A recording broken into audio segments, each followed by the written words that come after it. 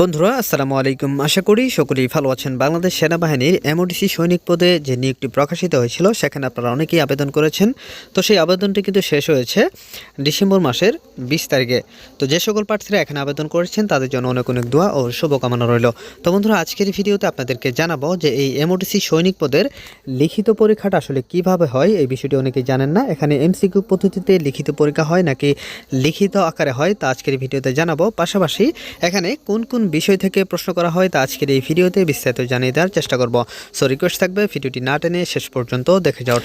So request থাকবে ভিডিওটি না টেনে শেষ পর্যন্ত দেখে যাওয়ার। তো বন্ধুরা মূল ভিডিওতে যাওয়ার আগে আপনারা যারা এমওডিসি সৈনিক পদে আবেদন করেছেন তাদের জন্য লিখিত ও ভাইবা পরীক্ষার চূড়ান্ত একটি সাজেশন আমি পিডিএফ আকারে নিয়ে এসেছি। আপনারা চাইলে আমার কাছ থেকে এই চূড়ান্ত সাজেশনটি সংগ্রহ করতে পারেন। আশা করি এই সাজেশনটি পড়লে আপনারা খুব সহজেই লিখিত এবং ভাইবা পরীক্ষায় উত্তীর্ণ হতে পারবেন। তো এই চূড়ান্ত সাজেশনটি পেতে স্ক্রিনে দেওয়া নাম্বারে রকেট বিকাশ বা নগদের দামমাত্র মূল্য 50 টাকা সেন্ড মানি করে হোয়াটসঅ্যাপ অথবা ইমোতে মেসেজ করলেই আমি আপনাদেরকে সাথে সাথেই এই চূড়ান্ত সাজেশনটি পাঠিয়ে দিব।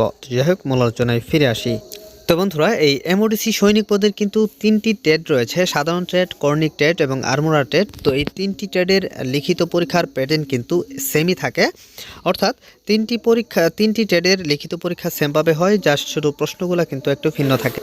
তো এই 3টি ট্রেডের লিখিত পরীক্ষায় কিন্তু লিখিত আকারে আসবে। অনেকেই ধারণা করে থাকেন যে এখানে এমসিকিউ পদ্ধতিতে লিখিত পরীক্ষা হয়, কিন্তু না, এখানে কিন্তু পুরোপুরি লিখিত আকারে আপনাদের লিখিত পরীক্ষাটি অনুষ্ঠিত হবে। তো এখানে মোট 5টি বিষয় থেকে প্রশ্ন করা হবে, যেমন বাংলা থেকে প্রশ্ন করা হবে, ইংরেজি থেকে প্রশ্ন করা হবে, গণিত থেকে করা হবে, সাধারণ জ্ঞান এবং বুদ্ধিমত্তা বিষয়ের উপর কিন্তু আপনাদের প্রশ্ন করা হবে।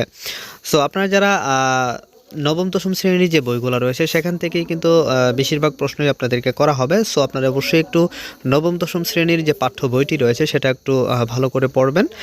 আর আপনারা যদি লিখিত পরীক্ষায় ভালো করতে চান তাহলে অবশ্যই আমাদের দেওয়া এই চূড়ান্ত সাজেশনটি সংগ্রহ করে এখন থেকেই প্রস্তুতি শুরু করে দিবেন।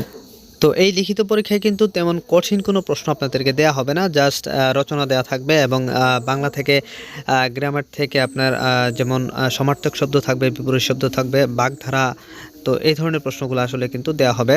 এবং গণিত থেকে বীজগণিত থেকে প্রশ্ন অঙ্ক দেওয়া থাকবে এবং পাটিগণিত থেকেও কিন্তু আপনাদেরকে অঙ্ক দেওয়া হবে। সো আপনারা যারা নবম দশম শ্রেণীতে একটু ভালো করে পড়েছেন তারা কিন্তু খুব সহজেই এখানে উত্তীর্ণ হতে পারবেন। সো লিখিত পরীক্ষা নিয়ে আপনাদের চিন্তিত হওয়ার কোনো কারণ নেই। আপনারা একটু ভালো করে পড়লেই কিন্তু খুব সহজেই লিখিত পরীক্ষায় উত্তীর্ণ হতে পারবেন।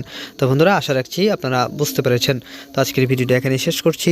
ভালো থাকবেন সবাই। আসসালামু আলাইকুম।